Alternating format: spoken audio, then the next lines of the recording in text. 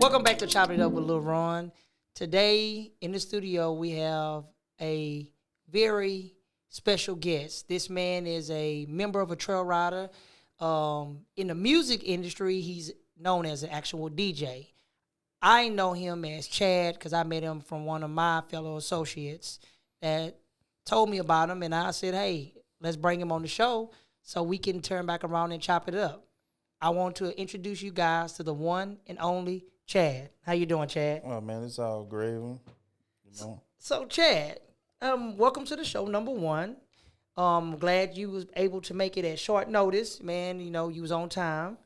For the people that don't know anything about you and what you do, can you give them like a brief summary of what all that you do? Man, I'm a trail rider, I'm a DJ, I'm a promoter. I'm whatever you pay me to be. Wow. So you like the not the middleman, the main man. Yeah, I'm the main man. And you said trail ride. It made me think about something. I want to ask, since you in that trail riding field, I'm assuming you come across like J. Paul and Keith Frank and all the rest of them. Do you ever come across this one person named Keon Dickson from the Keon and the Zydeco Masters? Yeah, Keon, that's my boy. Oh, Keon, your boy. Yeah, that's my boy. Shout out to Keon, man. Yeah. Shout out Keon, man. Congratulations. Got married not too long ago. I was at the wedding. Oh, really? I went to the wedding. Very, very nice wedding. He had a packed house. I'm talking about a packed people outside and inside, man. That was like a nice wedding, but that was well overdue. You know, Mel has been with him for a long time. Yes, man. Yeah, Keon, good people. You know, Keon, you need to come on the show. You need to come on the show, man. We need to get you on this show. So, Chad, back to you. So let us know, break down the background of everything. Well, see, I'm gonna tell you something. Okay. When I first started in this, DJing game, I sat behind DJs such as Ricky D, DJ Pooh, Iceman Ike, Mello, some of the older DJs. A lot of DJs now, they ain't had the luxury of sitting behind those DJs like that. You're right. But I sat by, I learned, I waited my turn. That's right. So once that door opened, I flew through it. Okay. But I took everything from them and I created myself. You made your own. And made my own. I got in the lane and I stayed in my lane that I built for myself. And I did stuff my way. Gotcha. You understand what I'm saying? I never followed the hype. I never, did nothing crazy. I may have said some stupid things at times. I may have talked out my ass at times. But at the same time, they knew that, Chad is always going to do stuff his way. That's right. Because if I'm a fail because of something I've done, not because I followed somebody. That's right. I'm going to learn from my mistakes. And I built my name just by going there. And I DJ some places you can't GPS. You're right. I went to some places it's cold, some places it's hot, but I stayed on my grind. I took my team, my Southern 59 team, it was me and my wife at first, then we grew. It made almost like an entourage. You know something, family. Too, I do want to say, if you don't mind me asking, back in the day, some DJs used to be offended about people doing things on the computer. They barely let people get by doing DJing on CDs. Do you ever have a problem? First off, do you DJ on wax? Do you do CDs or do you do the computer? No, I got a computer. I got a Mac. I've been waiting for a DJ to come on for this. I've been waiting for this for a long time. I can honestly tell you, you are sitting in the presence of I am the first person, one of the first that actually introduced that to the world. I remember when I did that, I remember a lot of people used to laugh at me and told me, no, man, that wasn't going to work. Back then, I remember doing some work with a guy named DJ Tyrone. He was a real popular DJ that was on the north side, which when me and the guy named Carol I was doing, but they always used to be like, man, ain't nobody going to listen to that on no computer. And this virtual DJ didn't even exist yet. That wasn't even in the play. So I'm going to take you back. I was doing this about 98, 99. So far as you know, that didn't even exist. But a guy named George helped me create the program to do what I want. And I kept telling them, that computer is going to be the future. This is what everybody is going to do. I not only screwed and chopped records on the computer, I put video games on the CD. So you can put them inside of your computer and you can play the game. and you can turn back around and play the music in your car. Right. A lot of people, they didn't believe in that, and they didn't think that. And I knew that was going to be popular. To this day, I knew that was going to be the future because digital will always beat wax any day. Not saying the way that they keep the art of scratching records.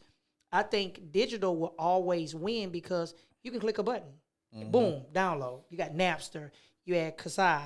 You had iMesh. These are the platforms that people download music back in the days. Right. So you do, yours will be on the computer. So what got you to, when you have people that actually tell you, like, look, man, you ain't no real, you ever have people say, man, you ain't no real DJ, man, you a computer DJ, man, you a fake DJ. People do that all the time. Well, you gotta realize, you know, the way things are now, it's even with artists, you know, they don't put their things on the gray cassette no more, you know. That's correct. It's all over social media. It's on iTunes. It's on YouTube. So, you know, going to a computer is easier than going on CDs. A lot of cars don't even have CD players no more. You ain't lying, because my car don't have it. Now don't get me wrong, certain CDs I do want. Okay. I will buy. I see a Michael Jackson CD, I want it. Oh, man, stop, man. Now you about to make me turn to a smooth criminal, man. Don't do that. I want it. You know what I'm saying? Those things that you want. That's correct. But nobody is out there buying the CDs no more. That's correct. You know, they're buying the actual digital, like you said.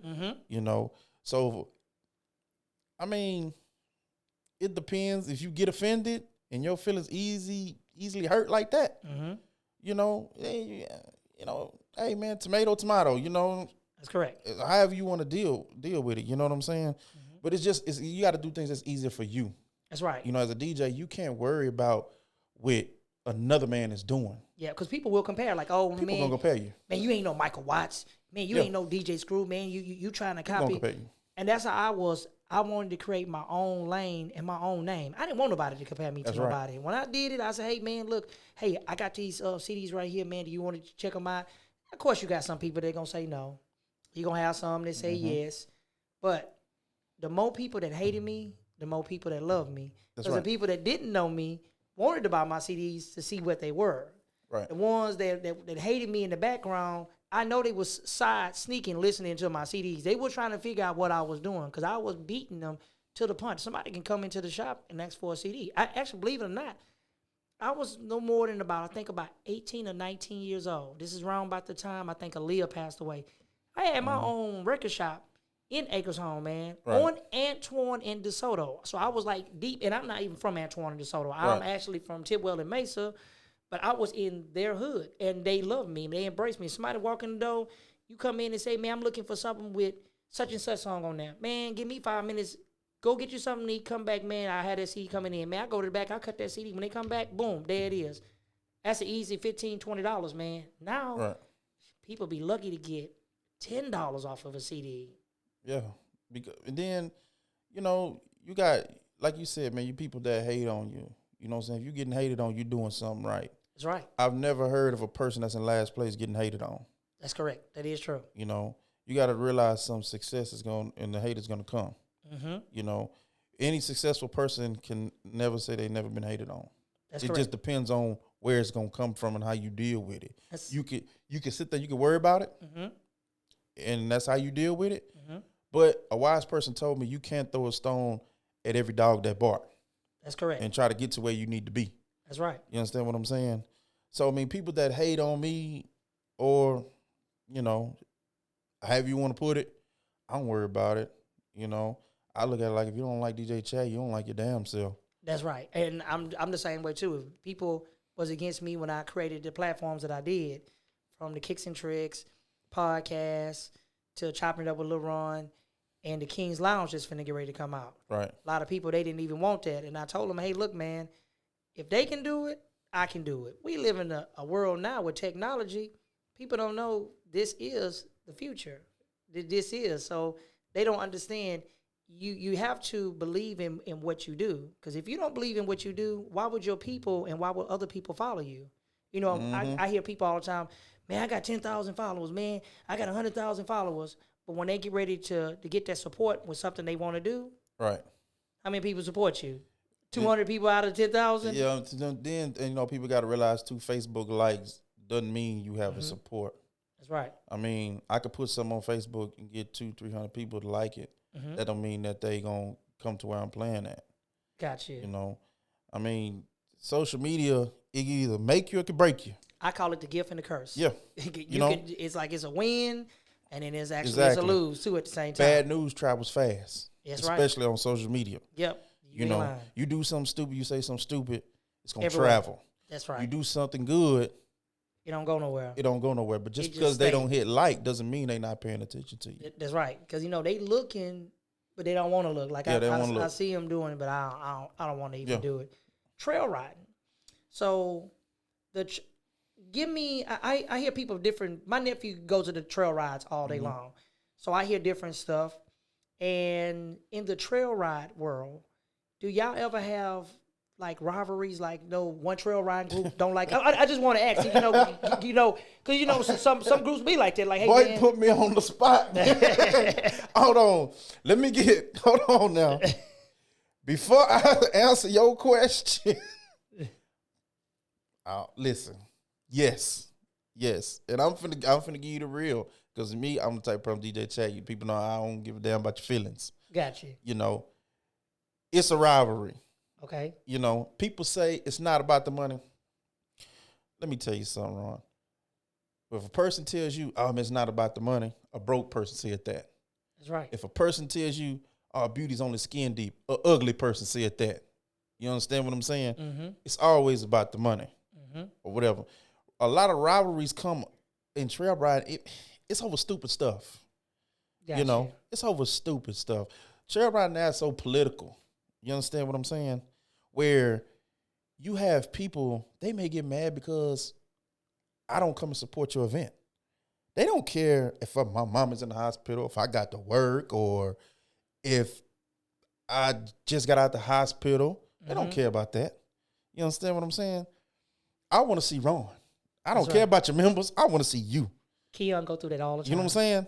Mm-hmm. And it's like I said again, it's so political. You know what I'm saying? So when people do that, and guess what? This person may have an event on the same day as yours.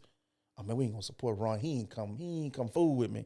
I'm gonna try to get everybody to come to where I'm coming at, to this person right here. People will fight their battles through somebody else. Remember this: if a person cannot beat you alone, they form allies. Mm-hmm.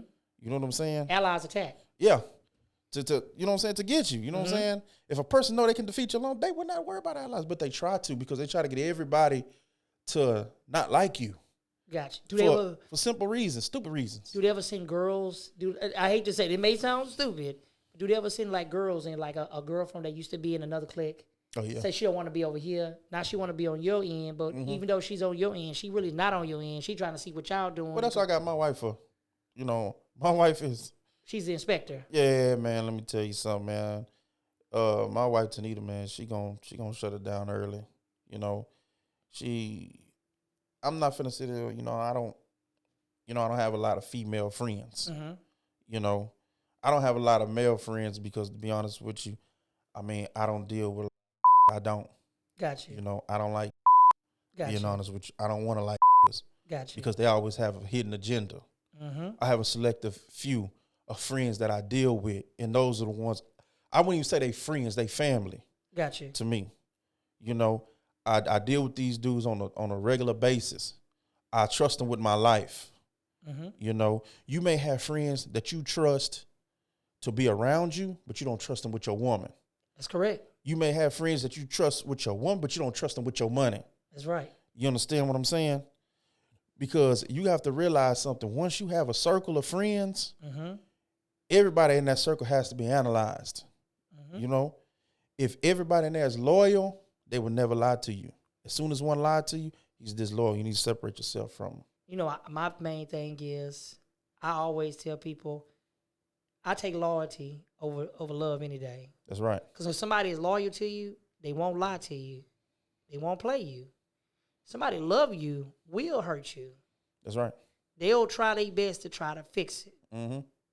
But this is what I wanted to ask. Everybody that come here, I always ask them this question. Since you were in the DJ field, this is going to play in perfect. Top 5 dead or alive artists.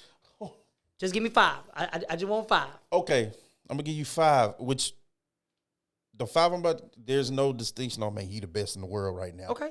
Well, I'm gonna give you my 5. This is my 5. Please don't nobody jump my inbox and say, Chad, you don't know what the hell you talking about. Okay, my 5, right? Dead or alive. I'm gonna go Biggie. Okay. I'm gonna go Tupac. I'm Okay. gonna go Nas. Okay. I'm gonna go Lil Wayne. And my last one, I'm gonna go Drake. Okay. Hey man, that's a good combination, dude. That's like a real good combination. I am a Tupac fan, so I tell people all the time, I take Tupac any day over Big. Well, Tupac was on. Tupac was the very first one who talked about actual factuals. You know what I'm saying? He was the one that didn't care. He said what we wanted to say, or we may have said, but nobody was listening. He had the voice to listen, so I'm gonna say it or whatever. And I don't care about your feelings because I'm speaking for the people. He was a people's champion, and that's how it is right now. If you sit back and you think about it, that's how it is. He made it to actually everything he spoke in back in the days, right?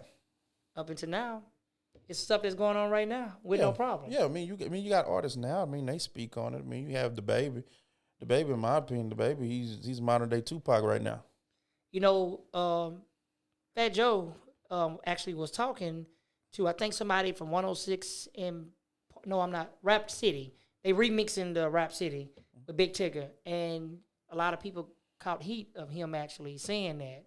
You know, sometimes you can say something with the tongue, and people can misunderstand it and get offended and take it the wrong way. And we live in a world like that. You got to be careful. You can't say certain things. If you say certain things, people are offended. But this is what I do want to know. For the people that don't know, how can they find you? Man, I'm on social media every day. So I'm on Facebook, Chad Samuels. I'm on Instagram, Hadbury DJ Chad. Okay. If you can't reach me, you can reach my manager. All right. Mr. Toya Alfred. My promoter, Scott Smith, Southern Region Promotion. Family of Entertainment, they manage me. Okay. If you hit me in a DM, that's me. I run all my own, but I'm gonna tell you, don't inbox me about prices, dates, whatever. That's what I have my management team for. Gotcha. That's what I got my promoter for. Gotcha. I don't want to make it seem like I'm an ass by ignoring you, but I'm gonna tell you, hey, hit them up. Gotcha. Okay. If you serious, you're gonna do it. You're gonna do it. Okay. You guys, until next time, remember, anything is possible. This is your boy Lil Ron, and I'm out. Peace.